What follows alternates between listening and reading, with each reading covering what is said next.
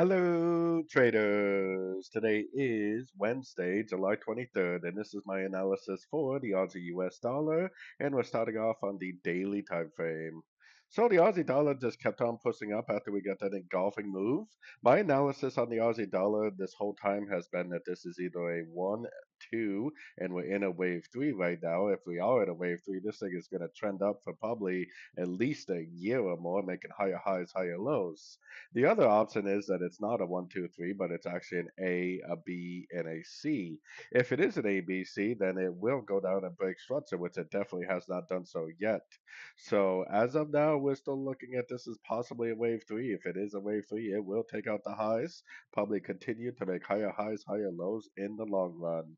So going down to the 1 hour time frame, I mean, I definitely wouldn't be trying to go long right now, but I definitely would be patiently waiting for more longs. I'd be trying to go long, down at the end of this pullback, and I'd be trying to go long at the end of this pullback, and I would be looking to go long at the end of this three-way pullback. I Unfortunately, the strategy as of now is to either be looking for an exit to a trade that you're already into the long side, or the strategy would be to wait patiently for more three-way pullbacks, more Fibonacci bounces, and more entries to go long. So anyways, don't forget to check out my website, fxpipcollector.com, link down here in the corner. And as always, thank you for watching and happy trading.